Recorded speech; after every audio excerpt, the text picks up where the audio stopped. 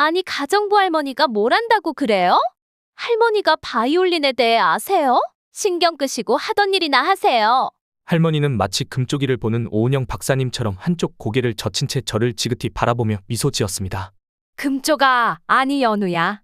근데 말이야, 너 바이올린을 처음 배웠을 때 기억나니?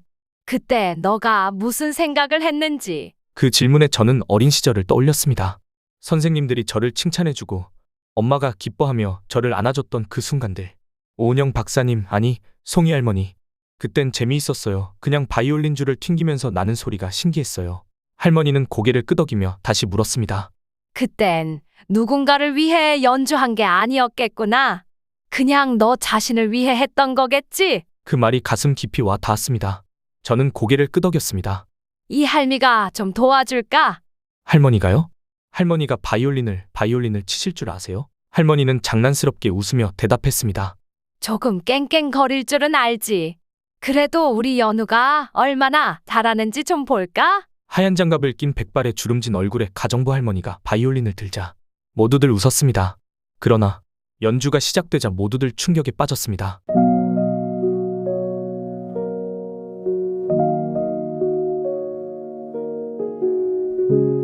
안녕하세요. 저는 올해 중학교 3학년 15살 이현우입니다.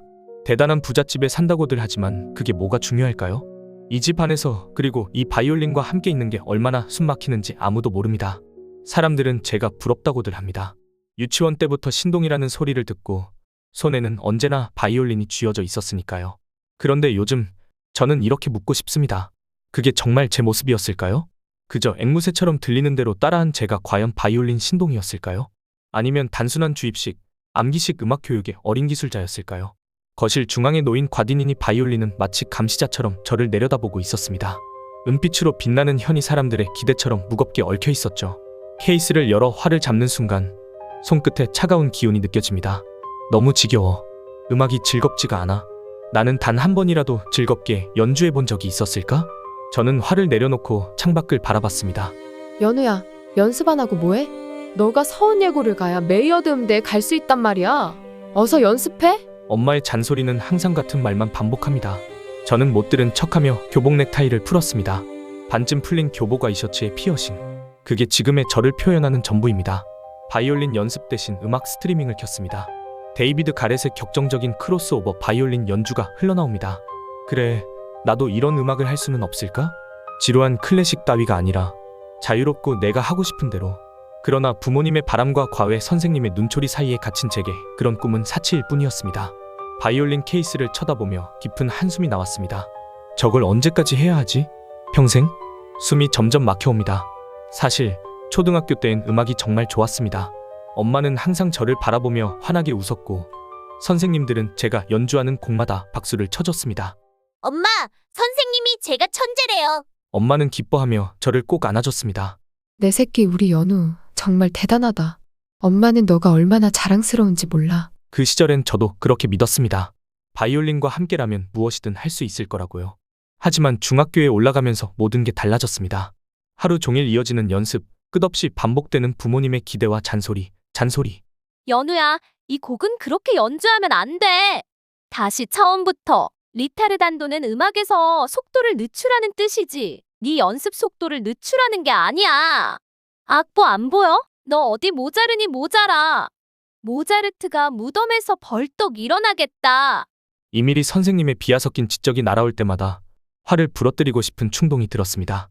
도대체 왜 내가 이걸 해야 되는 거지? 저는 그렇게 생각하면서도 말할 수 없었습니다. 부모님과 선생님들 앞에서 진심을 말하는 건 불가능한 일이었습니다. 이건 내가 선택한 길이 아니야. 바이올린은 더 이상 친구가 아니라 적이었습니다. 첫 번째 과외 선생님이었던 김 선생님은 몇 달을 버티지 못하고 떠났습니다. 아직 어리니까 더 지도하면 나아지겠죠. 두 번째 선생님이었던 이 선생님도 제게 실망한 표정을 감추지 못했습니다. 연우야, 너는 안 되겠다. 기본이 안 되어 있어. 그 말이 내리치는 채찍처럼 마음에 상처를 남겼습니다. 그리고 올해 세 번째 과외 선생님이 왔습니다. 서운대학교의 이미리 교수. 짧은 단발머리에 검정 뿔테 안경을 쓴 그녀는 차갑고 냉정한 사람이었습니다. 연우 학생, 바이올린은 연습이 전부입니다. 연습 없이는 재능도 소용없어요. 이밀희 선생님의 수업은 차가웠습니다. 실수할 때마다 고압적인 목소리로 지적했습니다. 다시. 그녀의 눈빛에는 분명 피곤함과 불만이 섞여 있었습니다. 이 사람도 다른 선생님들처럼 날 포기하려고 하겠지.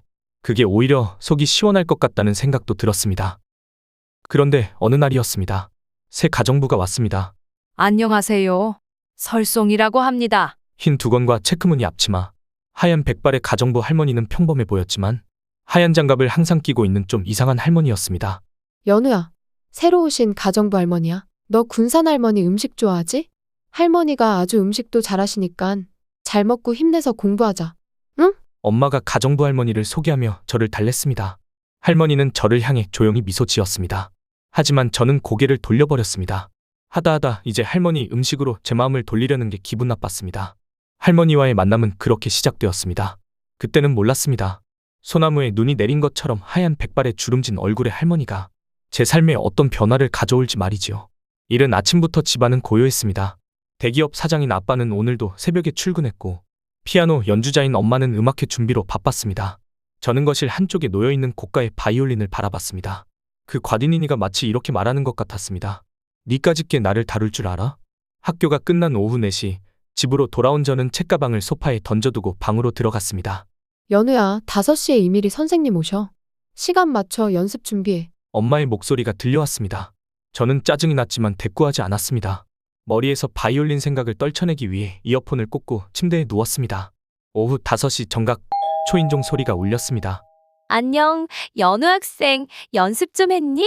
그녀의 목소리는 형식적이고 딱딱했습니다. 거실에서 레슨이 시작되었지만 활을 잡는 제 손은 경직되어 있었습니다. 연우, 장난 지금 나랑 해? 내가 화를 너무 꽉 쥐지 말라고 했죠? 이밀희 선생님은 마치 제가 일부러 실수를 반복하는 것처럼 쏘아붙였습니다. 활이 현을 스치는 소리는 삐걱거렸습니다. 이러면 안 돼. 다시. 저는 억지로 손을 풀며 다시 연습을 시작했지만 마음은 이미 떠나 있었습니다. 방에 있던 엄마가 달려왔습니다. 연우야, 너도 알잖아. 이 바이올린이 얼마나 비싼지. 네 아빠가 너 교육에 얼마나 힘쓰고 있는지. 그래서요? 제가 이걸 하고 싶다고 한 적은 없잖아요. 엄마는 한숨을 길게 내쉬며 방으로 들어갔습니다. 그날 저녁 주방에서 설거지를 하던 송이 할머니가 보였습니다. 늘 왼손에 끼고 있는 하얀 장갑 위에 빨간 마미손을 끼고 설거지를 하고 계셨습니다. 연우야, 밥은 먹었어? 할머니는 설거지를 멈추지도 않고 저를 쓱 쳐다봤습니다. 밥 생각 없어요. 저는 무심히 대답하고는 발길을 돌리려 했습니다. 너가 그렇게 피곤한 건 밥을 제대로 안 먹어서 그런 거야. 할머니가 맛있는 된장국 끓여줄게. 그녀는 대수롭지 않게 중얼거리며 다시 손을 움직였습니다. 저 할머니 뭐야? 기분 나쁘게. 며칠 뒤 레슨 중 또다시 트러블이 터졌습니다. 활을 쥐는 손에 힘이 들어가 소리가 망가진 순간 이밀희 선생님이 또 짜증을 냈습니다. 이때 가정부 할머니가 거실로 들어왔습니다. 선생님, 제가 차라도 가져다 드릴까요? 할머니의 말투는 여유로웠지만 어딘가 뼈있는 말 같았습니다. 이밀희 선생님은 짜증 섞인 목소리로 말했습니다. 괜찮아요. 할머니 그냥 제가 알아서 할게요. 할머니는 제게 다가와 조용히 말했습니다. 연우야, 긴장하지 마. 실수 좀 하면 어때? 그 말이 마치 바람처럼 가볍게 스쳤지만 그 순간 저는 이상하게도 마음이 조금 풀렸습니다. 레슨은 언제나처럼 삐걱거리며 시작되었습니다. 연우 학생, 손의 각도가 또 틀렸어요. 이러면 소리가 왜곡된다고 몇 번을 말했죠? 활을 잡고 있는 제 손은 땀으로 미끄러졌고 혀는 삐걱거리는 소리를 냈습니다. 이건 기본 중에 기본인데 연습을 제대로 안 하는 거 아니에요? 이밀희 선생님은 한숨을 쉬며 고개를 저었습니다. 옆에서 엄마는 답답한 표정을 짓고 있었습니다. 연우야, 선생님 말씀 좀 들어. 너 그렇게 해서 어떻게 서원예고에 가겠니? 그 순간 참아왔던 감정이 폭발하고 말았습니다. 다들 서원예고 하는데 제가 거길 왜 가야 하죠? 그만 좀 하세요. 화를 내려놓고 벌떡 일어섰습니다. 이밀희 선생님은 당황한 표정으로 말을 잇지 못했습니다. 분노를 이기지 못한 저는 거실 한쪽에 있던 작은 화분을 발로 찼습니다. 화분은 산산조각이 났고 바닥에는 흙이 어지럽게 흩어졌습니다. 엄마가 경악한 표정으로 소리쳤습니다. 연우야, 이게 무슨 짓이야? 이밀희 선생님은 놀란 듯 입을 가렸지만 곧 차분한 목소리로 말했습니다. 연우 학생, 진정하세요. 이렇게 흥분하면 아무것도 해결되지 않아요. 하지만 그녀의 표정은 어딘가 불쾌해 보였습니다. 저는 이딴 거 하기 싫다고요. 목소리가 떨렸지만 저는 더 이상 참을 수 없었습니다. 울컥하는 감정을 억누르지 못하고 방으로 뛰쳐들어갔습니다. 문을 쾅 닫고 방 안으로 들어와도 거실에서는 엄마와 이미리 선생님의 대화 소리가 들렸습니다. 죄송합니다, 선생님. 이 아이가 사춘기라서 요즘 감정 기복이 심해요. 엄마는 당황하며 고개를 숙였고 이미리 선생님은 한숨을 내쉬며 말했습니다. 어머님 계속 아이가 이런 식이면 저도 좀 피곤해요. 어렵게 시간 내서 가르치는 건데 레슨비도 얼마 안 되고. 엄마는 그 말을 듣고 한숨을 내쉬었습니다. 선생님, 죄송해요. 제가 레슨비도 올려드릴 테니까 조금만 더 부탁드려요. 잠시 후 엄마가 방으로 들어간 뒤 이미리 선생님은 작은 목소리로 중얼거렸습니다. 아휴, 재능도 없으면서 바이올린 하는 얘들 때문에 정말 피곤하네. 레슨비 올려준다니까 내가 한다. 아, 정말 극한 직업이라니까. 그녀의 말투는 짜증으로 가득 차 있었습니다. 이때 화분 파편을 정리하던 소리가 들리더니 송이 할머니의 헛기침 소리가 들렸습니다. 흐흠, 저는 그 소리가 무슨 의미인지 잘 알 수 없었습니다. 이미리 선생님이 거실을 떠나려는 순간 송이 할머니가 조용히 다가가는 게 느껴졌습니다. 선생님, 연우를 좀 더 다정하게 대하시면 어떨까요? 우리 연우가 사춘기라서요. 또 아이들에게 희망을 준다는 건 쉬운 일이 아니니까요. 이미리 선생님은 당황한 듯 쏘아붙였습니다. 아니, 가정부 할머니가 뭘 안다고 그러세요? 할머니가 바이올린에 대해 아세요? 신경 끄시고 하던 일이나 하세요. 아이들이 공부를 안 하고 화날 땐 이유가 있는 겁니다. 근데 어른들은 늘 그걸 모른다니깐요. 송이 할머니가 거실에서 중얼거리며 화분 조각을 치우는 소리가 들렸습니다. 곧 이어 방문을 두드리지도 않고 할머니의 목소리가 들렸습니다. 연우야, 사람들은 다들 틀릴 수 있어. 너가 실수했다고 해서 세상이 끝나는 건 아니야. 할머니의 말은 나직했지만 이상하게도 제 마음 한구석이 조금은 가벼워지는 기분이 들었습니다. 이상한 할머니야. 근데 왜 그 말이 위로가 되지? 그때 조용히 방문을 노크하는 소리가 들렸습니다. 송이 할머니였습니다. 하얀 장갑을 낀 손에는 작은 쟁반이 있었고 그 위에는 따뜻한 차 한 잔이 놓여 있었습니다. 연우야, 내가 잠깐만 이야기해도 되겠니? 할머니는 문턱에 멈춰 서서 물었습니다. 저는 대답하지 않았지만 고개를 끄덕였습니다. 할머니는 천천히 방 안으로 들어와 제 옆에 찻잔을 내려놓았습니다. 연우야, 너 바이올린 좋아하니? 할머니의 질문에 저는 마지못해 대답했습니다. 좋아했었죠. 근데 지금은 모르겠어요. 할머니는 마치 금쪽이를 보는 오은영 박사님처럼 한쪽 고개를 젖힌 채 저를 지긋히 바라보며 미소 지었습니다. 그럴 수도 있지. 사람 마음이란 게 늘 같은 건 아니니까. 잠시 침묵이 흘렀습니다. 금쪽아. 아니, 연우야. 근데 말이야, 너 바이올린을 처음 배웠을 때 기억나니? 그때 너가 무슨 생각을 했는지. 그 질문에 저는 어린 시절을 떠올렸습니다. 선생님들이 저를 칭찬해주고 엄마가 기뻐하며 저를 안아줬던 그 순간들. 오은영 박사님, 아니, 송이 할머니. 그땐 재미있었어요. 그냥 바이올린 줄을 튕기면서 나는 소리가 신기했어요. 할머니는 고개를 끄덕이며 다시 물었습니다. 그땐 누군가를 위해 연주한 게 아니었겠구나. 그냥 너 자신을 위해 했던 거겠지? 그 말이 가슴 깊이 와 닿았습니다. 저는 고개를 끄덕였습니다. 방 안의 공기는 조용했지만 제 마음속은 아직도 복잡했습니다. 송이 할머니가 찻잔을 제 옆에 내려놓으며 조용히 말했습니다. 연우야, 너는 바이올린이 싫어졌다고 했지. 근데 너한테 묻고 싶은 게 있어. 뭔데요? 할머니는 저를 똑바로 바라보며 천천히 물었습니다. 너는 네가 느끼는 감정을 숨기고 있는 게 아닐까? 화가 나면 화가 나는 대로, 슬프면 슬픈 대로 그걸 바이올린에 실어본 적은 있어? 그 질문에 저는 한동안 아무 말도 하지 못했습니다. 그게 가능해요? 화가 나는 걸 음악으로 어떻게 표현해요? 할머니는 찻잔을 손에 들고 천천히 미소 지었습니다. 당연히 가능하지. 화가 나면 그 화를 음악에 담아보는 거야. 화를 빠르게 켜고 거칠게 켜고 소리를 강하게 내는 거지. 저는 할머니의 말을 듣고 눈을 깜빡였습니다. 그게 정말 음악이 되나요? 그럼 실제로 그런 음악을 만든 사람들이 있어. 예를 들어 베토벤을 아니? 베토벤이요? 당연히 알죠. 근데 그 사람이 화난 음악을 만들었다고요? 그럼 베토벤은 늘 화가 나 있었던 사람이야. 귀가 들리지 않게 되면서 얼마나 좌절했겠니? 그 좌절과 분노를 담아낸 곡이 있어. 바로 베토벤 교향곡 5번 운명이지. 저는 놀란 표정으로 할머니를 쳐다보았습니다. 운명이요? 그 곡이 화가 난 곡이에요? 그래. 그 유명한 따따따딴 소리 있잖아? 그게 바로 베토벤이 운명은 이렇게 문을 두드린다고 표현한 거야. 그는 자신을 무너뜨리려는 운명에 화를 내고 그 화를 음악으로 담아낸 거란다. 할머니의 말에 머릿속으로 그 음악이 떠올랐습니다. 따따따딴. 무심코 들었던 그 거대한 소리가 이제는 완전히 다르게 들리는 것 같았습니다. 그럼 화가 아닌 기쁨은요? 저는 묘하게도 할머니의 음악 이야기가 궁금해졌습니다. 기쁨도 당연히 음악이 될 수 있지.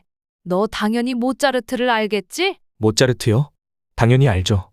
이밀희 선생님이 저보고 실력이 모자른다고 모차르트래요. 에이구, 참나 기분 나빴겠구나. 할머니, 근데 그 사람은 기쁨을 어떻게 음악에 담았어요? 모차르트는 천재였지만 그는 삶이 항상 행복하진 않았어. 그래도 그는 음악을 통해 항상 밝고 경쾌한 기쁨을 표현하려 했지. 아이네 클라인의 나흐트 무지크를 들어본 적 있니? 아, 알아요. 경쾌하고 밝은 곡이죠. 저는 곡의 멜로디를 흥얼거렸습니다. 맞아. 이 곡의 제목은 몰라도 안 들어본 사람은 없을 거야. 작은 밤의 음악이라는 뜻인데 그 곡을 들으면 너도 모르게 기분이 좋아지잖아? 모차르트는 그 곡에 순수한 사랑과 기쁨을 담았고 그리고 그 당시 귀족들의 파티 음악으로 많이 쓰였지. 지금으로 보자면 클럽 음악 같은 걸 수도 있겠네. 있잖아. 아파트 노래처럼. 그래서 그 음악을 듣는 사람들도 기분이 좋아지지. 아니, 할머니가 아파트 노래를 아세요? 알고 말고 내가 윤수일 가수를 얼마나 좋아하는데. 네. 윤수일이 누구예요? 아파트는 로제가 부른 건데요. 응? 에구먼이나 노이로제라는 가수가 부른 아파트도 있어. 무슨 가수 이름이 노이로제니? 네. 크크크 할머니 정말 재밌어요. 할머니의 이야기는 지루한 클래식 설명이 아니라 재미가 있었고 그 음악을 다시 듣고 싶게 만드는 힘이 있었습니다. 농담이고 연우야. 음악은 너가 느끼는 감정을 숨기는 게 아니라 있는 그대로 드러내는 거야. 너가 화가 나서 발로 화분을 깨고 싶을 땐 그 화를 음악으로 분출해 보렴. 듣는 사람도 아, 우리 연우가 이렇게 화가 났구나 하고 오히려 너의 감정을 더 공감해 줄 거야. 알겠니? 콱콱콱쾅. 이렇게 말이지. 호호. 저는 그 말을 들으며 머릿속이 멍해졌습니다. 그리고 할머니의 그런 말에 이상하게도 눈물이 났습니다. 제 마음을 유일하게 알아주는 작은 위로였다고 제가 느꼈을까요? 할머니는 그런 저를 조용히 안아주며 등을 토닥였습니다. 너가 진심을 담지 않았다면 그건 진짜 연주가 아니었을지도 모르지. 진심을 담으면 음악은 너의 이야기가 된단다. 할머니는 자리에서 일어나며 마지막으로 말을 남겼습니다. 음악은 사람이 마음속 깊은 곳으로부터 꺼내놓는 거야. 그걸 진짜로 아는 사람만이 남들에게도 공감과 울림을 줄 수 있단다. 그날 밤 저는 방 안에서 조용히 바이올린 케이스를 열어 화를 꺼냈습니다. 화가 난 음악, 기쁜 음악, 진심을 담은 연주. 그게 어떤 걸까? 그리고 가정부 할머니. 할머니는 도대체 어떤 인생을 살아오신 걸까? 며칠이 지나도 제 마음은 여전히 복잡했습니다. 할머니의 말은 자꾸만 떠오르는데 바이올린을 들려 하면 어김없이 엄마의 기대와 선생님의 차가운 목소리가 귀에 맴돌았습니다. 너 그렇게 해서 어떻게 서원예고에 가겠니? 학교에서도 머릿속이 온통 엉망이었습니다. 점심시간 학교 급식실은 떠들썩했습니다. 저는 쟁반을 들고 앉아 있었지만 머릿속은 여전히 복잡했습니다. 야, 이현우, 같은 반 친구 준수가 옆자리에 앉으며 장난스럽게 어깨를 쳤습니다. 너 오늘도 그 졸린 클래식 연습해야 돼.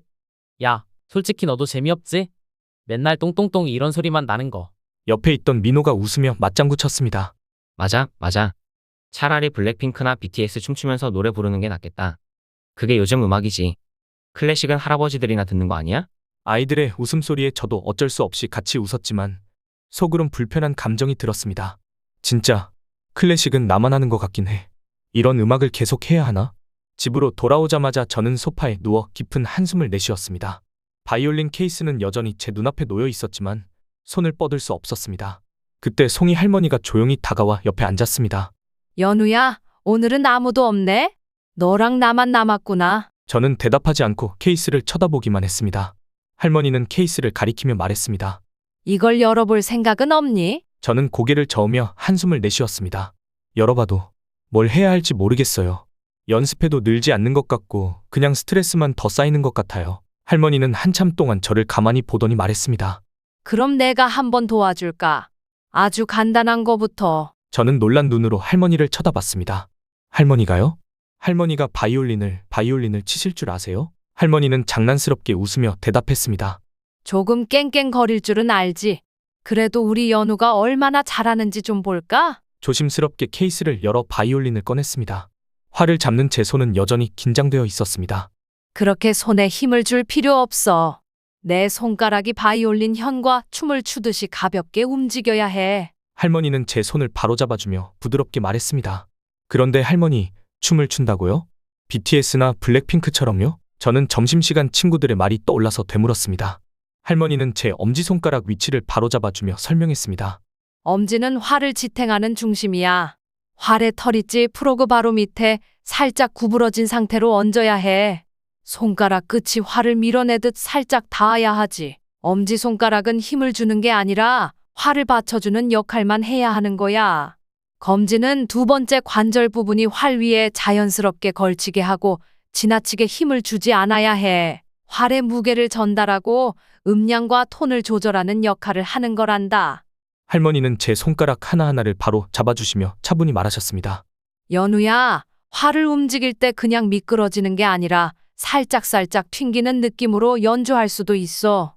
그걸 스피카토라고 해. 활이 현 위에서 점프하듯 움직이는 기술이야. 소리가 훨씬 경쾌하고 재미있게 들리거든. 스피카토요? 저는 고개를 갸웃하며 따라 말했습니다. 그래, 한번 해볼래? 활을 너무 세게 누르지 말고 현 위에서 살짝 튕겨봐. 할머니의 말을 따라 활을 현 위에 가볍게 얹고 움직여보자. 활이 진짜로 튕기며 독특한 소리가 났습니다. 띵띵. 이거 재미있는데요? 저는 신기한 눈으로 활을 바라보며 물었습니다. 그런데 이 기술은 왜 쓰는 거예요? 할머니는 미소 지으며 대답하셨습니다. 됐죠, 굿 퀘션. 좋은 질문이야. 이 스피카토라는 기술은 어떤 곡을 연주할 때 그 곡의 분위기를 더 재미있고 생동감 있게 만들 수 있어. 예를 들어 파가니니라는 작곡가는 카프리스 한 번 같은 곡에서 이 기술을 사용해서 마치 음악이 춤추는 것처럼 연주했는데 너도 들어봤을 거야. 알아요. 특히 파가니니의 카프리스 24번은 제가 정말 좋아하는 데이빗 가렛의 시그니처이기도 해요. 그 활이 튕기면서 소리를 내는 그런 부분 말이죠. 근데 바흐 곡에도 이걸 쓰나요? 할머니는 잠시 생각하더니 말씀하셨습니다. 사실 바흐가 살던 시대에는 이런 현대적인 스피카토 기술이 아직 정립되지 않았어. 하지만 지금은 우리가 그 시대 음악을 연주할 때도 이런 기술을 응용해서 연주를 더 재미있고 풍성하게 만들 수 있단다. 그러면 클래식 곡을 새롭게 표현하는데도 도움이 되겠네요? 맞아. 음악은 단순히 악보에 적힌 대로만 연주하는 게 아니야. 네가 그 음악을 어떻게 느끼고 네 감정을 담아 새롭게 해석하는지가 정말 중요해. 할머니는 제 손을 가만히 잡으며 덧붙이셨습니다. 스피카토든 다른 기술이든 너의 감정을 담아 표현하는 데 쓰면 되는 거야. 기술은 도구일 뿐이지 가장 중요한 건 너의 마음이란다. 짧은 시간이었지만 그날의 교습은 제게 묘한 감정을 남겼습니다. 단순히 바이올린 기술을 배운 것이 아니라 그 기술이 어떤 의미를 가질 수 있는지 처음으로 깨닫게 된 순간이었습니다. 그날 밤 저는 다시 바이올린 케이스를 열고 할머니가 가르쳐준 스피카토를 연습해 보았습니다. 경쾌하게 튀는 소리, 내 마음속에서 기쁨이 솟아나는 것 같은 소리. 다음날 저는 할머니에게 또 물었습니다. 할머니, 오늘 또 친구들이 클래식은 재미없다고 놀렸어요. 그냥 졸린 음악이라고요. 할머니는 미소를 지으며 옆에 앉았습니다. 그래? 친구들 말이 틀린 건 아니야. 네, 저는 놀란 눈으로 할머니를 쳐다봤습니다. 클래식이 지루하게 느껴질 수도 있지. 근데 연우야, 클래식이란 게 단순히 졸리는 음악이 아니란다. 사실 클래식은 사람의 모든 감정을 담을 수 있어. 심지어 요즘 음악보다 더 신나고 재미있는 곡들도 많단다. 예를 들어 내가 모차르트의 터키 행진곡을 들어봤다면 절대 졸리다고 느끼진 않았을 거야. 그 곡은 마치 누군가 말을 타고 달리는 장면 같지 않니? 터키 행진곡이요? 응, 아마 들어봤을 거야. 빠르고 경쾌한 멜로디가 듣는 사람을 신나게 하지. 모차르트는 이런 곡을 통해 사람들에게 활력을 주려고 했어. 그리고 베토벤의 합창 교향곡 마지막 부분을 들어보면 마치 축제 같아.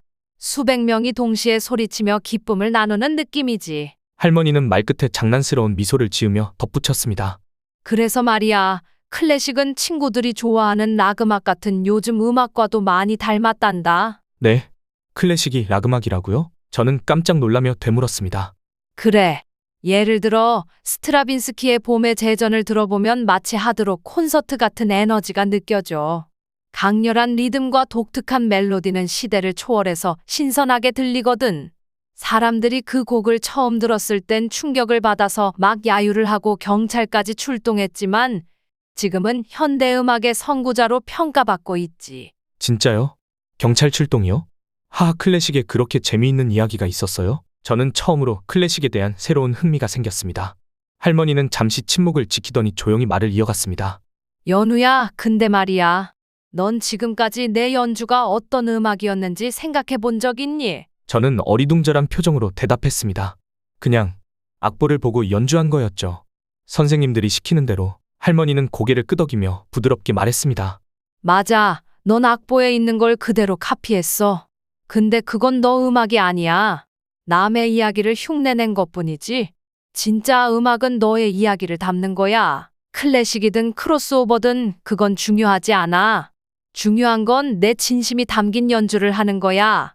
예를 들어 모차르트가 천재라고 불리는 이유는 단순히 악보를 잘 써서가 아니라 그의 모든 곡에 그의 감정과 이야기가 담겨 있기 때문이야. 그 말은 저를 깊이 생각하게 만들었습니다. 내 연주는 내 이야기가 아니었구나. 그냥 흉내내기에 불과했어. 졸리다고? 아니야. 클래식은 재미있어질 수도 있어. 아니야, 재밌어. 저는 스스로 다짐했습니다. 단순히 카피가 아닌 진짜 연주를 하기 위해 다시 시작해보기로. 클래식이 단순히 딱딱한 음악이 아니라 감정과 이야기를 담는 매력적인 세계라는 것을 알게 되면서 저는 바이올린에 다시 흥미를 갖게 되었습니다. 그런데 어느 날 일이 터졌습니다. 방과 후 저는 방에서 송이 할머니와 함께 바이올린 연습을 하고 있었습니다. 연우야, 활을 더 부드럽게 움직여봐. 음악은 흘러야지 밀면 안 돼. 할머니는 제 손목을 가볍게 바로잡으며 조언했습니다. 이렇게요? 제가 활을 움직이자 맑고 선명한 소리가 방 안에 울렸습니다. 그래 그래?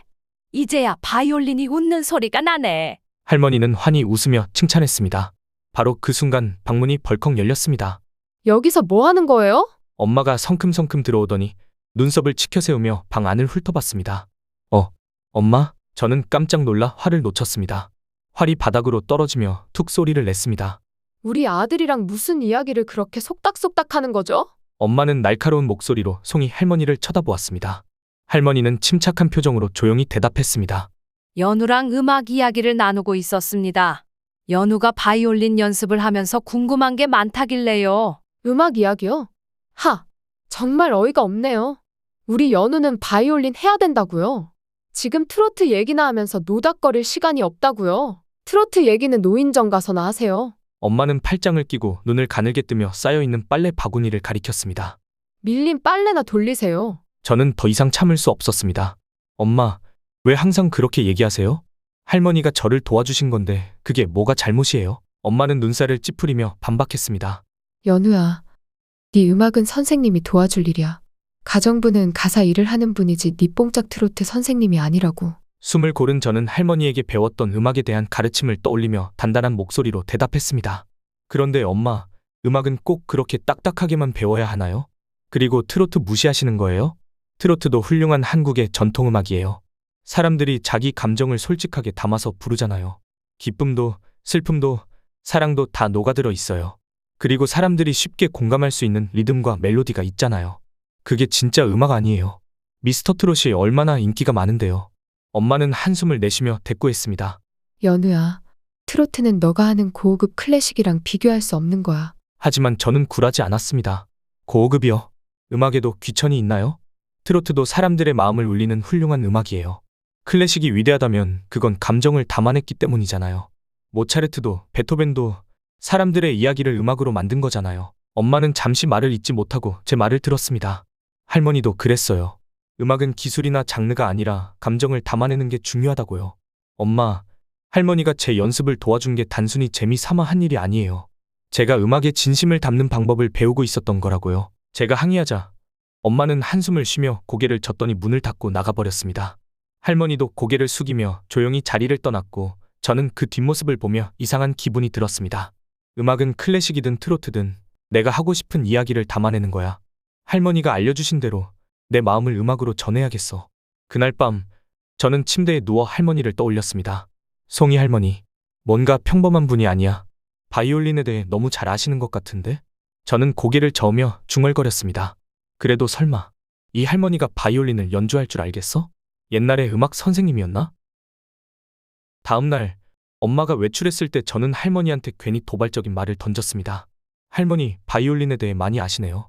근데 할머니 솔까 바이올린 못 치시죠?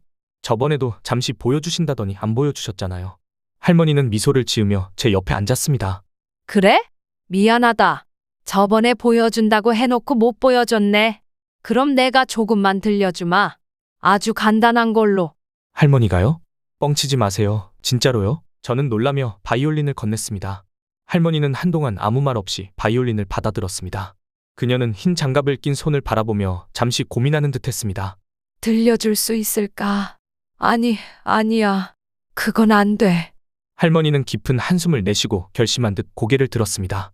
연우야, 내가 연주를 조금만 들려줄게. 하지만 조건이 있어. 조건이요? 내가 부탁할 테니 꼭 들어줘야 해. 할머니의 목소리는 단호하면서도 부드러웠습니다. 연우야, 너 기타 조금 칠 줄 알지? 기타요? 응, 그래 바이올린 하나 더 가져와서 쿵짝짝 요렇게 기타처럼 반주 부탁해도 되겠니? 우리 같이 연주하자꾸나, 호. 그리고 하나 더 중요한 부탁이 있단다. 절대 연주가 끝날 때까지 뒤를 돌아보면 안 돼. 알았지? 절대 뒤를 돌아보지 말라고요? 저는 할머니의 말이 이해가 안 됐지만 그렇게 할머니의 첫 연주가 시작되었습니다. 등 뒤에서 할머니가 천천히 바이올린을 들어 올리는 소리가 들렸습니다. 그럼 시작한다. 할머니의 목소리는 평소와 다르지 않았지만 어딘가 떨림이 느껴졌습니다. 그리고 방 안의 첫 음이 울려 퍼졌습니다.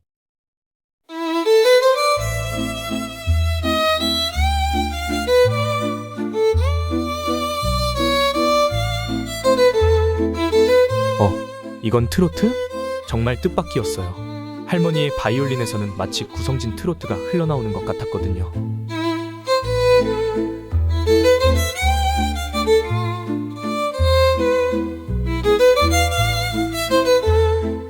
삼박자의 왈츠 리듬이 덧붙여져서 어딘가 익숙하면서도 특별했죠. 하지만 이건 단순한 트로트가 아니었어요.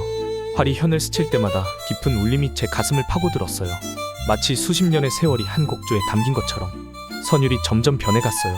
트로트의 구성진 멜로디가 클래식의 우아한 선율로 자연스럽게 녹아들더니 어느새 화려한 바이올린 테크닉이 꼽히기 시작했어요.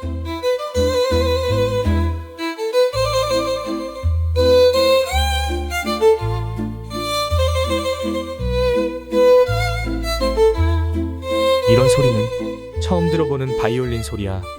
뒤돌아보고 싶은 충동을 꾹 참았어요. 선율이 점점 깊어졌습니다.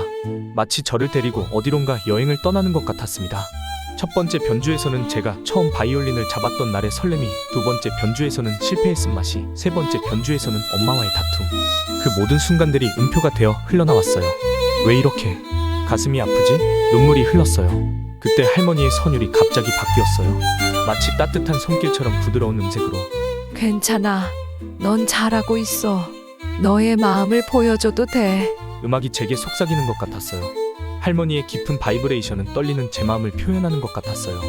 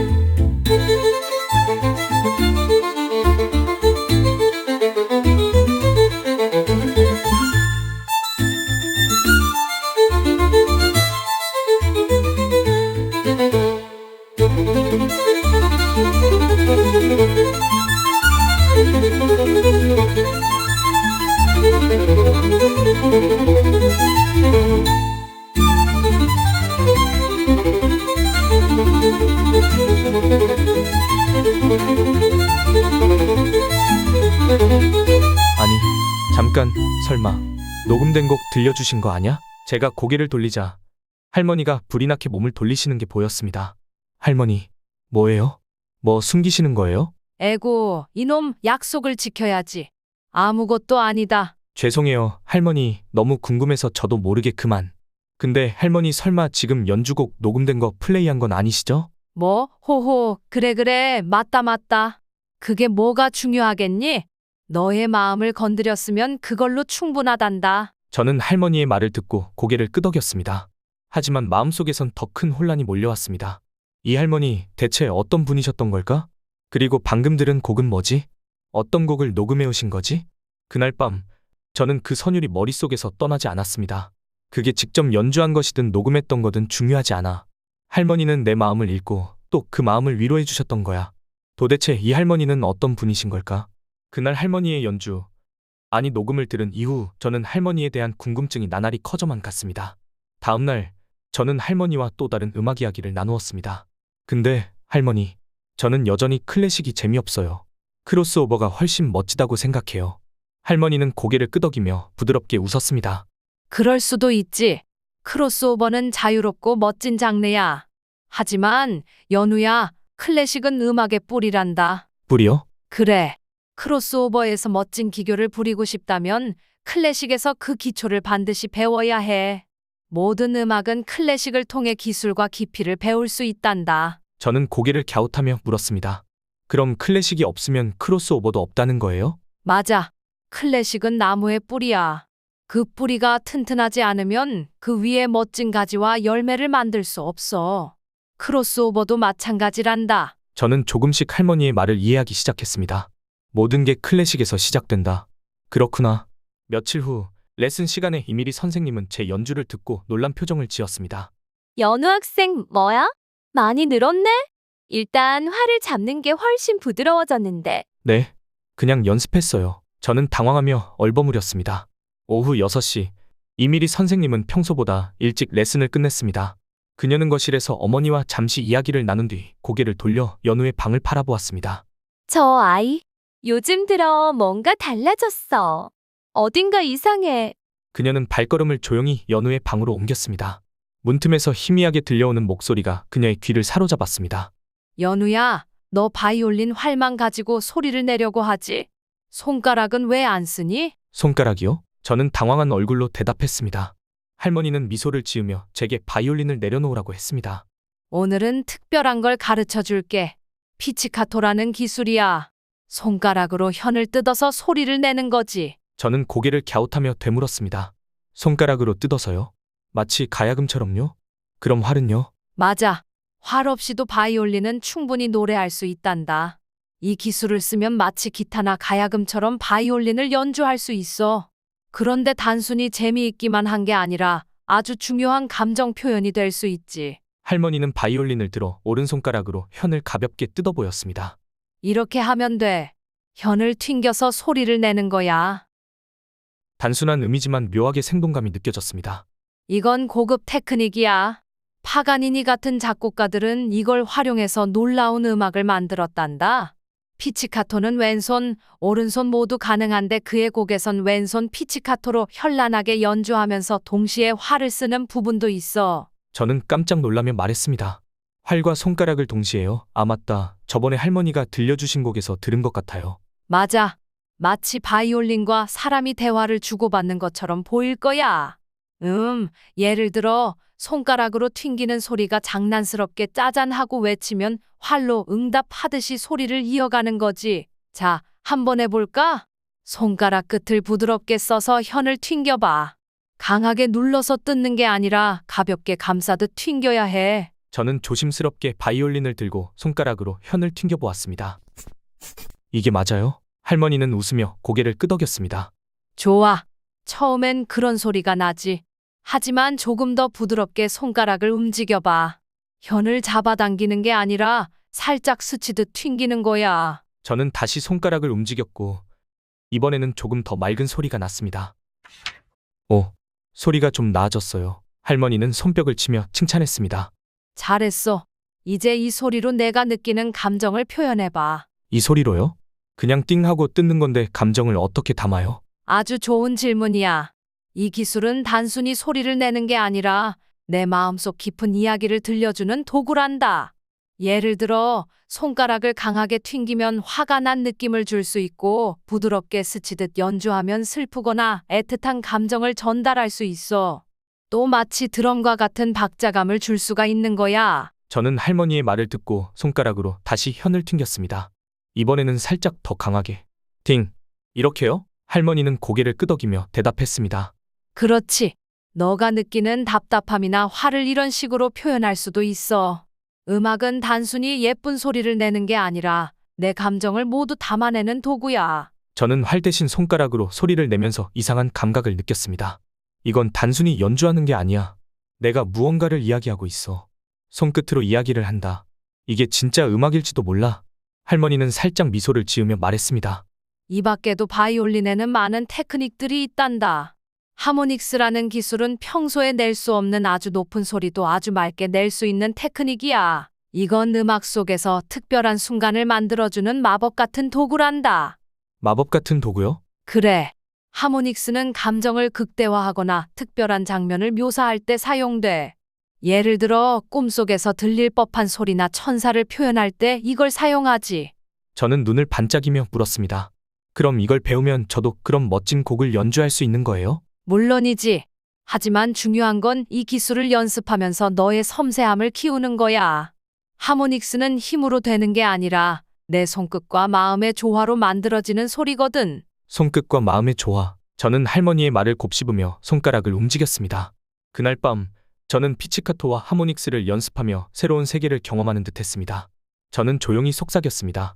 뭐야? 바이올린이 이렇게 재미있을 줄은 몰랐어. 비밀 교습 중 저는 할머니에게 조심스럽게 물었습니다. 할머니, 근데 클래식 곡 제목은 왜 그렇게 딱딱한 거예요? 뭐 디단조, 시장조 이런 거요. 그냥 사랑의 노래나 행복한 하루 같은 제목을 붙이는 게 더 멋있지 않아요? 할머니는 피식 웃으며 고개를 끄덕였습니다. 좋은 질문이야, 연우야.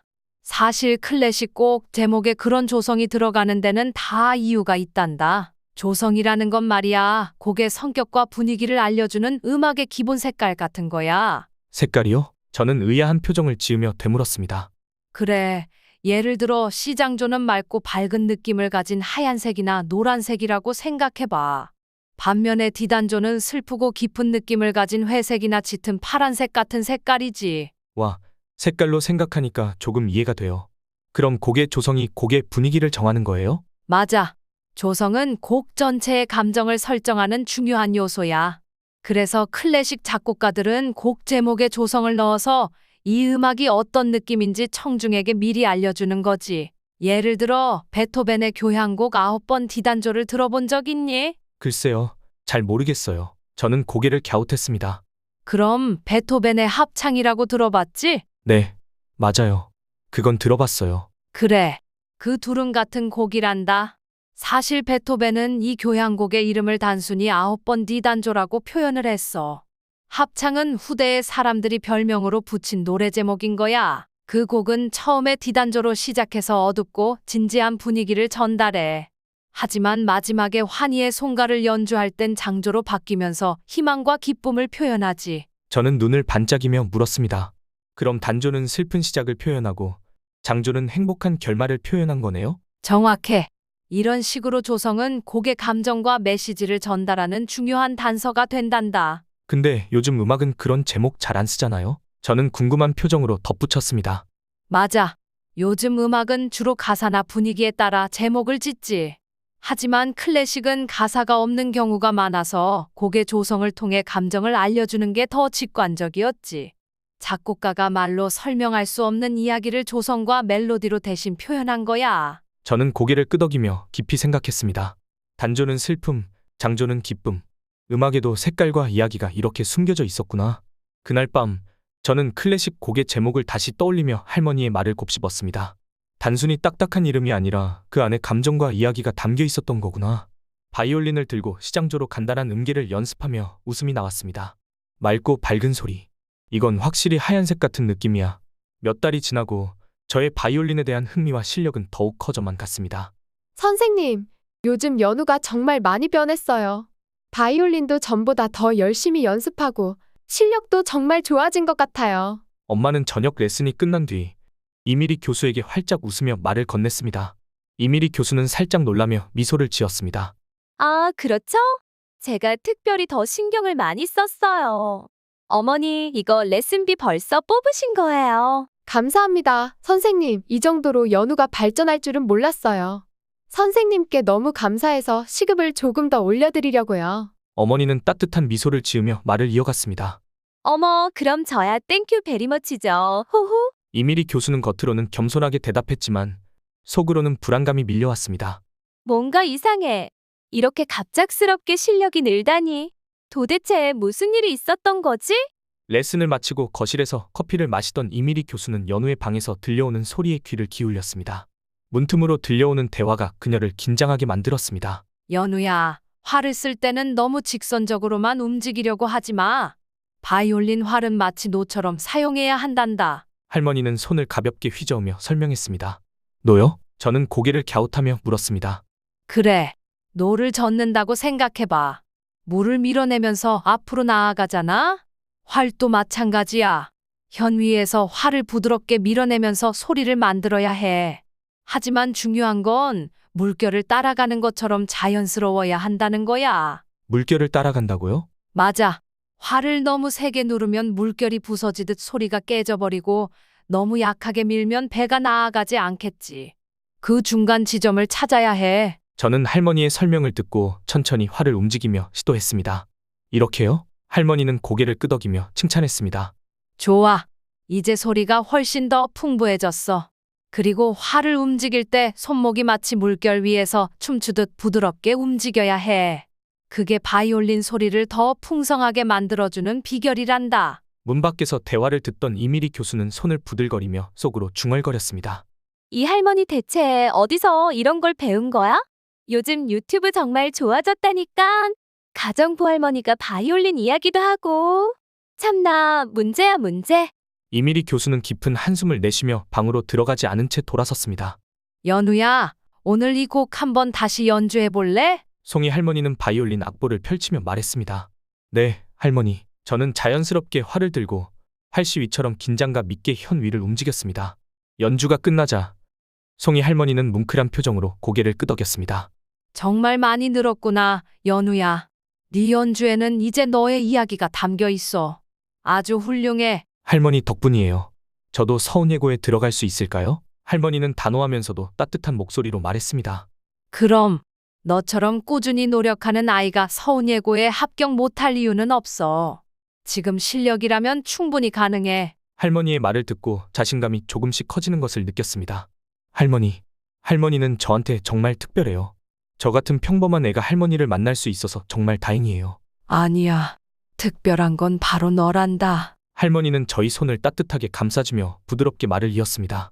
널 만난 것 자체가 내겐 기적이거든. 그 순간 제 가슴 속에 따스한 온기가 퍼지며 할머니의 주름진 얼굴이 환하게 빛나 보였습니다. 그러나 이 모든 걸 누군가 밖에서 엿듣고 있었습니다. 바로 이미리 교수였습니다. 하, 참나 기가 막혀서 한낱 가정부 할머니가 내 자리를 탐네? 그녀는 거실에 놓인 고가의 과디니니 바이올린을 바라보았습니다. 그녀는 주위를 확인하며 조심스럽게 바이올린 케이스를 열었습니다. 은빛으로 빛나는 현 위에 가위를 가져다 대고 몇 초 후 날카로운 소리가 방 안에 울렸습니다. 다음 날 아침 엄마는 바이올린 케이스를 열었다가 끊어진 현을 발견하고 깜짝 놀랐습니다. 이게 뭐야? 바이올린 줄이 끊어졌잖아. 할머니, 이게 도대체 어떻게 된 일이에요? 제가 저 바이올린은 청소하지 말랬죠. 할머니는 깜짝 놀란 눈으로 바이올린을 바라보며 말했습니다. 아니, 저게 왜? 저는 모르는 일입니다. 뭐예요? 이 할머니가 이게 얼마짜리인 줄 아세요? 집 한 채 값이라고요. 당장 짐 싸서 나가세요. 그리고 이번 달 월급은 없는 줄 아세요. 송이 할머니는 말문이 막힌 채 떨리는 손으로 케이스를 닫았습니다. 그녀의 눈가에 맺힌 눈물이 조용히 흐르고 있었습니다. 학교가 끝나고 집으로 돌아온 제 발걸음은 가벼웠어요. 귀에는 아직도 할머니가 알려주신 바이올린 이야기가 맴돌고 있었거든요. 할머니, 저 왔어요. 목소리를 높여 불렀지만 대답이 없었어요. 이상했어요. 평소라면 주방에서 할머니의 어서 와. 하는 따뜻한 목소리가 들렸을 텐데 발걸음을 서둘러 주방으로 향했어요. 하지만 평소에 체크무늬 앞치마를 두르고 요리하시던 할머니의 모습은 없었어요. 하얀 장갑도 할머니가 끓여주시던 군산 된장국 냄새도 없었죠. 할머니? 거실과 방을 헤매며 할머니를 찾았어요. 매일 할머니가 앉아 계시던 의자, 제게 음악을 가르쳐 주시던 피아노 옆, 그리고 할머니가 좋아하시던 창가까지. 하지만 할머니의 모습은 어디에도 없었어요. 그때 부엌에서 엄마가 나오셨어요. 연우야, 할머니는 이제 안 오셔. 심장이 멎는 것 같았어요. 귀를 의심했죠. 뭐라고요? 가사 일을 줄이기로 해서 그만두셨단다. 엄마의 무심한 목소리가 마치 날카로운 바이올린 활처럼 제 가슴을 긁었어요. 왜요? 왜 갑자기?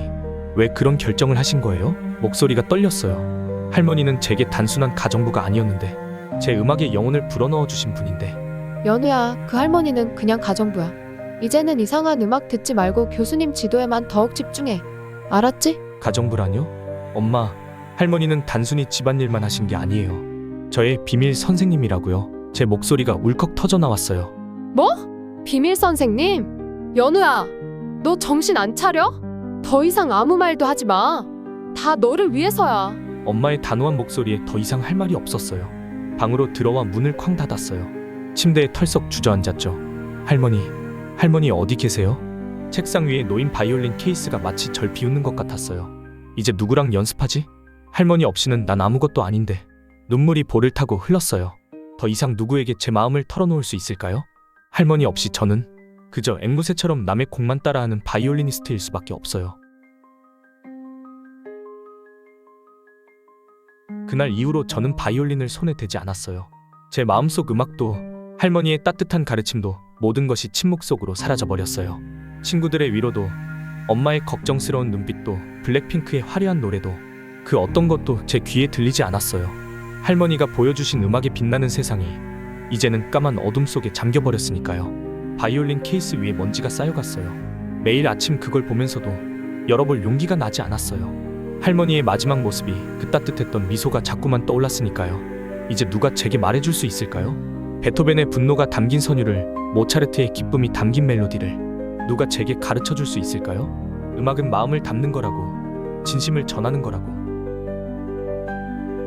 가을이 왔어요. 할머니가 떠나신 지 벌써 3개월이 지났네요. 창밖으로 떨어지는 낙엽들을 보고 있으면 할머니의 웃는 얼굴이 떠올라요.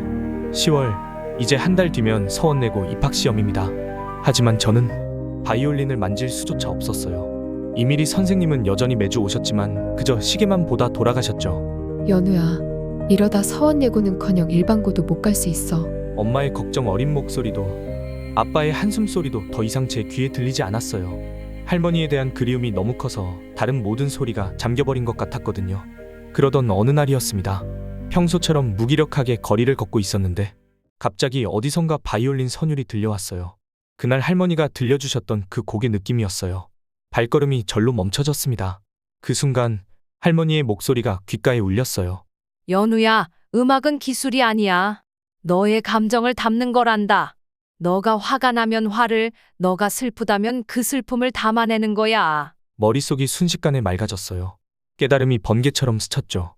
그래, 할머니는 내게 진정한 음악을 가르쳐 주셨어. 이렇게 포기하면 할머니가 날 위해 쏟으신 모든 마음이 헛될 거야. 저는 그날 밤 단호한 결심을 했습니다. 3개월 만에 처음으로 바이올린 케이스를 열었어요. 먼지 쌓인 바이올린을 닦으며 할머니의 말씀이 하나둘 떠올랐어요. 활은 너의 마음을 전하는 도구란다. 화가 나면 세게, 슬프면 부드럽게. 활을 쥐고 현을 그었어요. 삐걱거리는 소리가 났지만 이번엔 달랐어요. 그 소리 속에는 제 진심이 담겨 있었습니다. 할머니에 대한 그리움, 부모님에 대한 원망, 그동안 억눌러왔던 모든 감정을 하나하나 음악으로 풀어냈어요. 밤이 깊어가도 연습을 멈출 수 없었어요. 제 감정을 담은 연주는 점점 선명해졌고 음악은 제 이야기가 되어갔습니다. 연우야, 잠은 언제 자니? 엄마가 걱정스레 물었지만 멈출 수 없었어요. 이제야 진짜 제 음악을 찾은 것 같았거든요. 매일 밤 연습했어요. 때론 분노로, 때론 슬픔으로 가득 찬 선율이었지만 그 모든 게 제 진심이었습니다. 입학시험 당일 연주홀에 들어서며 깊게 숨을 들이마셨어요. 할머니, 저 이제 제 이야기를 들려드리겠습니다. 화를 든 순간 모든 게 선명해졌어요. 제가 전하고 싶었던 모든 이야기가 음표 하나하나에 실려 퍼져나갔습니다. 그리고 마침내 합격 통지를 받았어요. 바이올린을 내려놓는 순간 할머니의 미소가 눈앞에 아른거렸어요. 할머니, 제가 해냈습니다. 이제는 진정한 제 음악을 연주할 수 있을 것 같아요. 서원 예고에 합격한 지 몇 달이 지났어요. 학교 생활에 조금씩 적응해가고 있었지만 곧 다가올 첫 재학생 발표회 생각에 가슴이 떨렸습니다. 발표회 전날 담임 선생님께서 특별한 소식을 전해주셨어요. 여러분, 서원예고의 재학생 발표회는 단순한 무대가 아닙니다. 이 학교의 오랜 전통이고 특히 올해는 특별한 손님이 초대됩니다. 특별한 손님이요? 누구신데요? 세계적인 음악대학인 메이어드 음대 총장님이 직접 오십니다. 순간 제 심장이 멈춘 것 같았어요. 메이어드 음대라니. 세계적인 음악대학의 총장이라니. 그리고 올해의 발표회 1등에게는 메이어드 음대 입학 시 1, 2차 실기시험이 면제되는 특별 혜택이 주어집니다. 교실이 순식간에 술렁거렸어요. 진짜요? 실기시험 면제요? 그럼 바로 최종 단계로 간다는 거네? 완전 대박. 대박 사건. 대박 사건. 저는 조용히 손을 꽉 쥐었어요. 이건 정말 큰 기회야. 내가 할머니와 연습한 모든 걸 보여줄 수 있을까? 발표회 연주자로 선정되었다는 소식을 들었을 때 기뻤지만 한편으로는 가슴이 아팠어요. 할머니가 계셨다면 얼마나 좋아하셨을까? 이 순간을 함께 나눌 수 있었다면? 할머니한테 나의 달라진 음악을 들려드리고 싶은데. 할머니가 너무너무 보고 싶어요. 발표회 당일 아침 떨리는 마음으로 준비를 마쳤습니다. 제가 연주할 곡은 바흐의 에어라는 곡이었어요. 할머니와 함께 배운 기본기와 고급 테크닉, 그리고 제 이야기를 모두 담기로 마음먹었습니다. 무대 뒤에서 숨을 고르며 중얼거렸어요. 할머니가 가르쳐 주신 걸 믿어야 해. 할머니에 대한 그리움을 음악으로 전하자. 객석에는 부모님과 심사위원들, 그리고 메이어드 음대 총장님이 앉아 계셨어요. 다음은 1학년 아주 햇병아리 음악가죠. 이현우 학생의 무대입니다. 무대로 걸어나가며 심장이 터질 것 같았어요. 하지만 이상하게도 두렵지는 않았습니다. 할머니가 저에게 가르쳐 주신 모든 것들이 제 안에 살아 있었으니까요. 잠시 숨을 고르고 활을 켜기 시작했어요.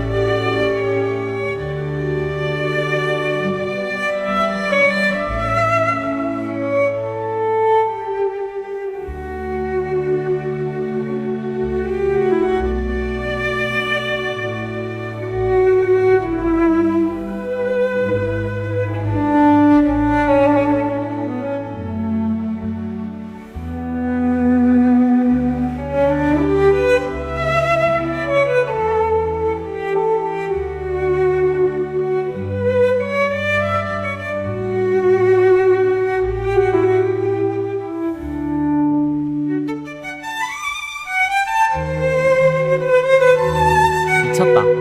바이올린에서 첼로 소리가 나. 지연 하나로 저렇게 깊은 감정을 끌어내다니 마치 첼로를 연주하는 것 같은 울림이 있어요. 저 화성 진행 좀 봐. 전혀 예상하지 못한 방향으로 자연스럽게 드리프트하고 있어. 메이어드 음대 총장님이 고개를 끄덕이시며 말씀하셨어요. He's not just technically skilled. There's something, a special story behind that student's performance. 저는 할머니와의 추억을 떠올리며 연주를 이어갔습니다.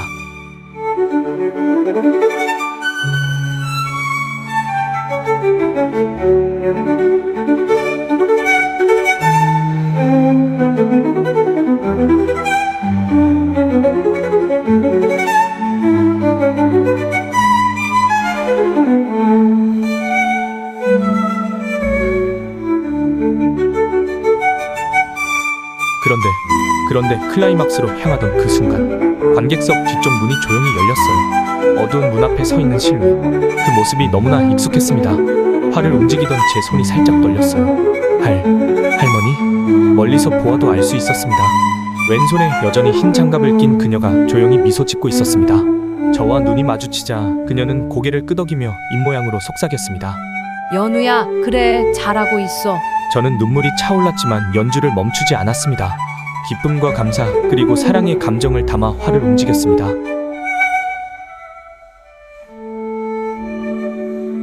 이제 장조와 단조는 더 이상 의미가 없었어요. 제가 느끼는 감정을 그대로 바이올린 현에 담아 쏟아낼 뿐이었어요. 객석에서 작은 탄성이 터져 나왔어요.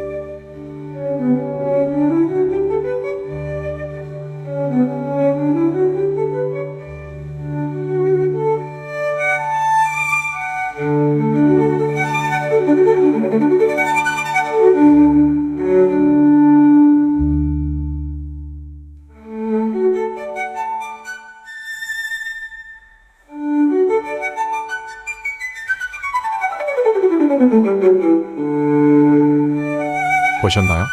지선상의 아리아를 시작으로 바흐의 원곡 에어를 거쳐 지금은 완전히 새로운 곡으로 발전시켰어요. 하모닉스로 마치 바이올린이 아닌 플룻 같은 청아한 소리가 나고 있어요.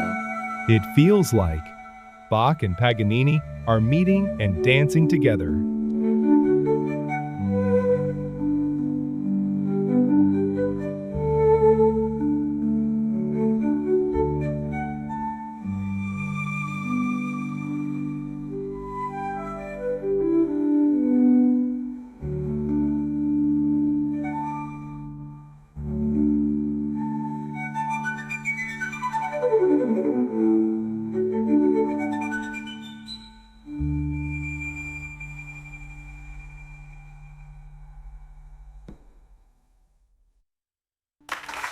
폭포수처럼 쏟아지는 박수 소리가 터져나왔어요. 객석의 모든 사람들이 자리에서 일어났고 메아리처럼 울리는 환호성이 공연장을 가득 채웠습니다. 브라보. Bravissimo. 심사위원석에서 한 분이 눈물을 닦으며 일어나셨어요. 10년이 넘는 심사위원 경력 동안 이토록 감동적인 순간은 처음입니다. 기교와 감정의 완벽한 조화. 이현우 학생은 이미 한 명의 완성된 음악가입니다. 다른 심사위원들도 연이어 일어나 박수를 치셨어요. 모든 연주가 끝나고 교장 선생님이 무대에 올라오실 때 선생님의 손이 미세하게 떨리는 게 보였어요. 학교 역사상 처음으로 전원 만장일치로 결정된 1등입니다. 이현우 학생. 메이어드 음대 총장님이 관객들의 기립 박수를 뚫고 무대로 걸어오셨어요. 총장님의 눈가에는 깊은 감동이 어려 있었죠. Yanu, you are the very student we have been searching for. Not just a technician, but a true musician who plays with soul. The entire faculty of Maynard Conservatory has unanimously decided. 총장님의 목소리가 잠시 떨렸어요. And we would also like to grant you the honor of being a special scholarship recipient. 객석에서 다시 한번 우레와 같은 박수가 터져나왔어요. 저는 할머니를 바라봤어요. 할머니의 눈가에 맺힌 눈물이 무대 조명을 받아 반짝였습니다. 그 순간 이 모든 게 꿈이 아님을 알았어요. 우리의 아픔과 그리움이 만든 기적. 할머니와 제가 함께 써내려간 우리만의 멜로디가 이렇게 아름답게 피어난 거예요. 눈물이 볼을 타고 흘렀어요. 할머니, 제가 해냈어요. 오늘의 1등 수상자 이현우 학생의 곡을 한 곡 더 들어보겠습니다. 연우 학생, 준비된 곡이 있나요? 제 심장이 쿵쾅거렸어요. 깊게 숨을 들이마시고 마이크를 들었습니다. 감사합니다. 오늘의 앵콜 연주는 저 혼자 하고 싶지 않습니다. 사실 제가 이 무대에 설 수 있었던 건 한 분의 가르침 덕분입니다. 제가 중학교 시절 방황할 때 저를 붙잡아준 저의 선생님과 앵콜곡을 연주하고 싶습니다. 이밀희 선생님이 자리에서 일어나시는 게 보였어요. 어머, 연우가 그래도 나를 잊지 않았네. 뭐야. 이밀희 선생님은 의기양양한 표정으로 관객석에 인사를 하시더니 천천히 걸어 나오셨어요. 관객들의 박수가 터져나왔습니다. 하지만 제 시선은 무대 뒤를 향해 있었습니다. 아니요, 제 목소리가 공연장에 울려 퍼졌어요. 저의 음악 선생님은 저기 무대 뒤에 계신 저희 집에서 일을 도와주셨던 설송이 할머니세요. 공연장이 순식간에 술렁이기 시작했어요. 설송이, 그게 누구야? 저분. 연훈의 가정부 할머니시잖아. 예전에 놀러 갔을 때 봤어. 맞아. 흰장갑 할머니. 왼손에 항상 흰장갑을 끼고 계셨어. 도대체 어떻게 된 거야? 이밀희 선생님은 얼굴이 벌거진 채 굳은 표정으로 머뭇거리시다가 어색한 미소를 지으셨어요. 저 화장실 좀 다녀오려고 일어난 거 아시죠? 갑자기 급동, 아니 배가 아파서요. 이밀희 선생님은 서둘러 자리를 피하셨어요. 그 모습에 몇몇 학생들이 키득거렸지만 저는 더 중요한 일에 집중했어요. 할머니, 나와주세요.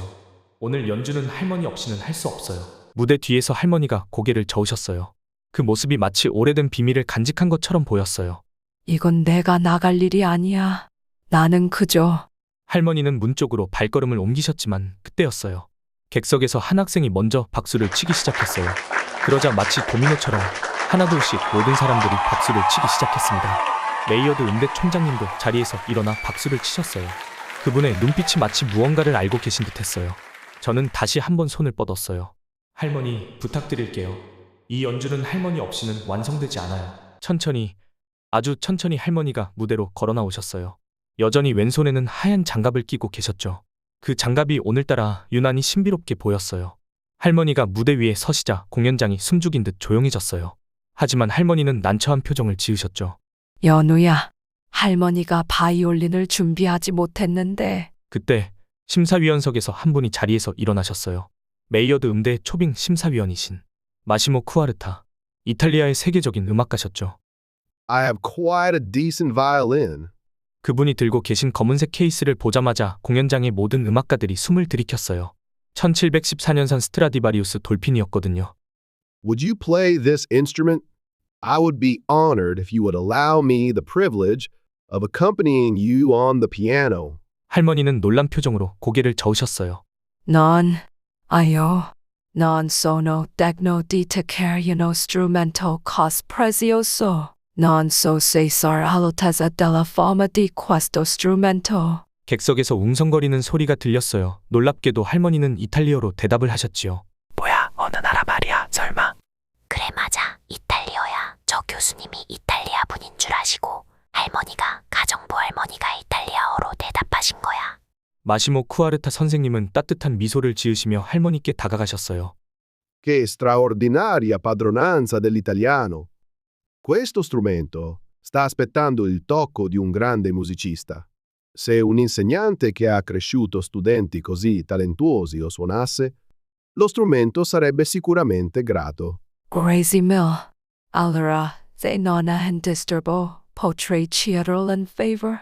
믿을 수가 없었어요. 저의 가정부 할머니가 영어도 아닌 이탈리아어를 능숙하게 하시는 모습에 저도 모르게 가슴이 뜨거워졌어요. 이어서 할머니는 깊은 숨을 내쉬시고 천천히 관객을 향해 고개를 숙이셨어요. 여러분, 할머니의 목소리가 떨렸어요. 저는 단지 이 아이의 길을 잠시 동행했을 뿐입니다. 연우의 음악이 이렇게 아름다워진 건 제가 가르쳐서가 아닙니다. 이 아이가 자신과의 싸움에서 승리했기 때문이에요. 기교를 뛰어넘어 진정한 자신의 목소리를 찾아냈고 두려움을 이겨내고 자신만의 음악을 만들어냈죠. 할머니의 눈가에 맺힌 눈물이 반짝였어요. 저는 그저 그 여정을 지켜본 증인일 뿐입니다.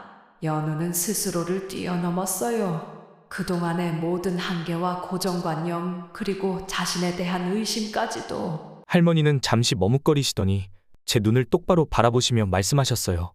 이렇게 큰 무대에 서는 건 제게는 너무나 벅찬 일이지만 하지만 오늘만큼은 제가 가장 사랑하는 이제는 친손주처럼 소중한 제자를 위해 용기를 내보려 합니다. 그리고 그 순간이었어요. 할머니가 천천히 왼손을 드시더니 떨리는 손길로 하얀 장갑을 벗기 시작하셨어요. 그 동작에는 30년의 시간이 고스란히 담겨 있었습니다. 장갑이 벗겨지자 객석은 충격에 빠졌습니다. 할머니의 왼손에는 오랜 세월의 흔적이 남아 있었어요. 현을 누비고 다녔을 손가락들의 자국, 바이올린을 붙잡았던 굳은 살, 그리고 할머니의 왼손 엄지. 3분의 1밖에 남지 않은 짧은 엄지손가락이 드러났거든요. 저 엄지손가락 좀 봐. 굉장히 짧아. 말도 안 돼. 엄지는 바이올린에서 모든 힘을 지탱하는 가장 중요한 손가락이야.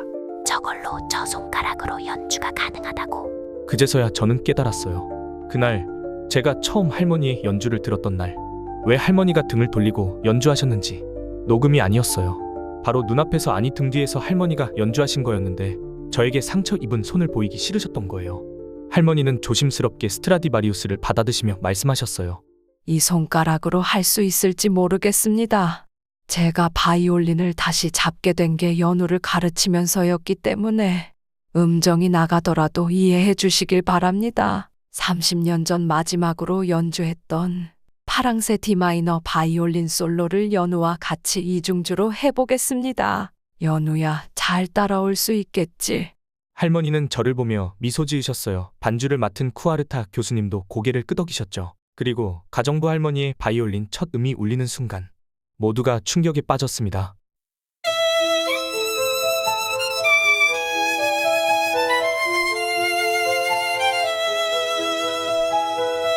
객석에서 작은 탄성이 터져나왔어요. 어떻게 저렇게. 왼손 엄지가 거의 없으시잖아. 미쳤다. 엄지는 바이올린의 모든 힘을 지탱하는 기둥이란 말이야.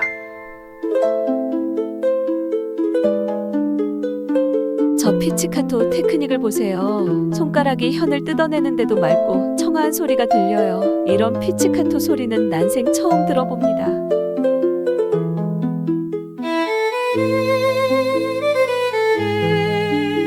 할머니의 연주는 고음으로 허를 날아올랐다가 다시 저음으로 부드럽게 내려앉았어요.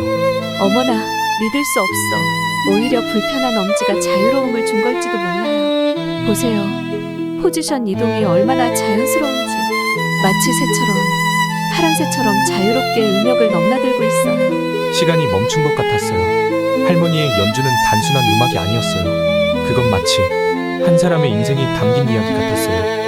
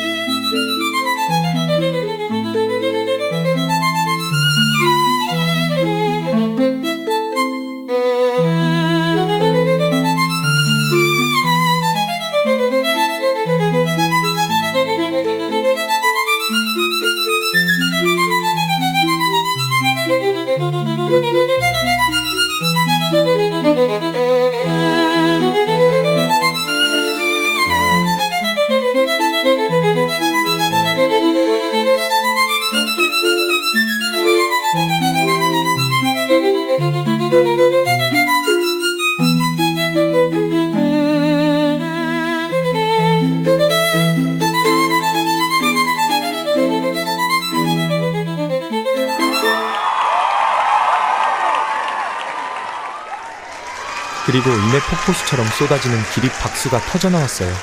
할머니와 함께 고개 숙여 인사를 드리는데 뜨거운 눈물이 볼을 타고 흘렀어요. 할머니, 우리가 해냈어요. 이제 모두가 할머니의 연주를, 아니, 할머니의 마음을 알게 됐어요. 할머니는 따뜻하게 미소 지으시며 말씀하셨어요. 연우야, 너와 함께라면 나는 무엇이든 할 수 있을 것 같구나. 그 순간 더 깊은 궁금증이 제 마음을 채웠어요. 30년 전의 마지막 연주. 그리고 잘린 엄지손가락. 할머니의 인생에 어떤 아픔이 숨겨져 있었던 걸까요? 뜨거운 기립박수가 이어지는 가운데 메이어드 음대 총장이 자리에서 일어나셨어요. 그분의 눈가에는 눈물이 고여 있었습니다. 30 years ago, I attended a concert. 공연장이 조용해졌어요. That day's performance of The Bluebird was the most beautiful I had ever heard. But that day, after the accident on stage, we never heard from that great musician again. Until today. 할머니의 얼굴이 하얗게 변했어요. 손에 쥐고 있던 활이 떨리는 게 보였죠. Madame Sion, the 6-year-old child from that day was my son. 객석에서 놀란 숨소리가 터져나왔어요. 총장님은 천천히 무대로 걸어오시며 말씀을 이으셨어요. 총장님의 목소리가 떨렸어요. 30 years ago, it was right after your performance of The Bluebird. My son, holding a bouquet in his hands, ran onto the stage with joy. But as he hugged you too tightly, you lost your balance, and 할머니의 왼손이 무의식적으로 움찔했어요. as you reached out to steady yourself, the piano lid. It accidentally caught your thumb. 총장님의 목소리가 흔들렸어요. And yet, despite bleeding, you hugged my son first and said, It's okay, little one. It's not your fault. With those warm words, you quietly disappeared. Not a single word of blame, not a demand for compensation. 할머니의 눈에서 눈물이 흘렀어요. 그 아이의 눈물이 너무나 순수했어요. 제가 어떻게 그 아이를 원망할 수 있었겠습니까? But after that day, you could no longer stand on stage. You lost everything as a world-renowned violinist and educator. 아니에요. 할머니가 잠시 스트라디바리우스를 바라보시며 말씀하셨어요. 저는 그저 제가 다시 음악과 마주할 용기를 잃었을 뿐이에요. 하지만 연우를 만나고 할머니가 제게 따뜻한 시선을 보내셨어요. 이 아이를 가르치면서 저도 조금씩 변화했어요. 연우와 헤어진 후 중고거래로 낡은 바이올린을 하나 구했죠. 이 짧아진 손가락으로 매일 밤 연습했어요. 처음엔 하나 제대로 잡히지 않았지만 이 아이가 열심히 하는 모습을 보며 저도 용기를 내 다시 시작할 수 있었어요. Madame Sion. 총장님이 할머니 앞에 무릎을 꿇으려 하셨어요. 하지만 할머니는 재빨리 그분의 팔을 잡아 일으키셨죠. 부디 그러지 마세요. 오히려 감사하답니다. 그날의 사고가 아니었다면 전 영원히 진정한 음악의 의미를 깨닫지 못했을 거예요. 기교가 아닌 이렇게 마음으로 연주하는 법을. 저는 그제야 깨달았어요. 할머니에게 있어 잘린 손가락은 더 이상 상처의 흔적이 아니었다는 걸. 그건 오히려 진정한 음악의 의미를 깨닫게 해준 특별한 선물이었던 거예요. 총장님은 깊은 한숨을 내쉬시더니 결심한 듯 말씀하셨어요. In that case, may I make a request? This is not a compensation, but a heartfelt request. 할머니가 고개를 살짝 기울이셨어요. Would you be willing to become a special guest professor at our school? Together with Yeonwoo, please teach your music to many aspiring young students. Not just technique, but the true meaning of music. The beauty of art that blossoms from overcoming the pains of life. 할머니의 눈가에 다시 눈물이 고였어요. 저도 모르게 할머니의 손을 꼭 잡았죠. 할머니, 부탁드려요. 이제는 제가 할머니의 제자가 되어 더 많이 배우고 싶어요. 공연장의 모든 사람들이 숨죽이고 기다렸어요. 할머니는 천천히, 아주 천천히 고개를 끄덕이셨습니다. 그래요. 이제는 더 이상 도망치지 않을게요. 내 모든 것을, 음악을 사랑하는 아이들에게 나누어 주고 싶어요. 객석에서 다시 한번 우레와 같은 박수가 터져 나왔어요. 이번엔 진정한 희망과 새로운 시작을 축하하는 박수였죠. 총장님은 환한 미소를 지으며 말씀하셨어요. This semester, Myard Conservatory welcomes two extraordinary musicians. A teacher and a student. No, now colleagues. Please join us in welcoming them both. 저는 할머니의 손을 더욱 꼭 잡았어요. 할머니의 잘린 엄지손가락과 제 손가락이 포개어지는 순간, 그것은 마치 불협화음이 해결되어 완전한 화음을 이루는 것처럼 자연스러웠습니다. 그날의 공연이 끝나고 저는 깨달았어요. 음악은 단순히 악기를 연주하는 것이 아니라 우리 삶 그 자체라는 것을. 할머니의 잘린 손가락은 한계가 아닌 새로운 시작이었고, 제 방황은 실패가 아닌 성장의 과정이었어요. 할머니는 늘 말씀하셨죠. 연우야, 음악은 삶과 같은 거란다. 때론 슬프고 때론 기쁘고 그 모든 순간이 모여 하나의 아름다운 선율이 되는 거야. 이제야 그 말씀의 진정한 의미를 알 것 같아요. 우리 인생에서 마주치는 모든 도전과 좌절, 그리고 새로운 시작들, 그것들은 마치 음악의 고저와 장단처럼 우리를 더 풍성한 곳으로 이끄는 여정이었던 거예요. 나이가 들어서 시작하는 게 늦었다고요? 실패가 두려워 도전을 망설인다고요? 완벽하지 않다는 이유로 꿈을 미루고 계신가요? 할머니는 늦은 나이에 다시 바이올린을 잡으셨어요. 불완전한 손가락으로도 가장 완벽한 연주를 들려주셨죠. 때론 느리게, 때론 서툴게. 하지만 결코 포기하지 않으셨어요. 여러분의 꿈은 무엇인가요? 악기를 배우는 것일 수도 있고, 새로운 언어나 취미일 수도 있죠. 아니면 늘 미뤄두었던 도전일 수도 있어요. 지금 바로 시작하세요. 완벽하지 않아도 좋아요. 천천히 가도 좋아요. 때로는 실수해도 좋아요. 우리의 인생이라는 악보에는 실수와 도전, 좌절과 극복, 그 모든 음표가 필요하니까요. 나이는 숫자에 불과하고 한계는 우리가 만든 벽일 뿐이에요. 진정으로 중요한 건 시작하겠다는 용기, 그리고 계속해서 나아가겠다는 의지니까요. 할머니와 저희 이야기가 여러분의 새로운 도전의 작은 용기가 되었으면 좋겠어요. 우리는 모두 자신만의 곡을 연주하고 있는 중이에요. 각자의 속도로, 각자의 방식으로. 그리고 그 모든 음악은 불협화음조차도 여러분들만의 특별한 이야기가 되어가고 있답니다.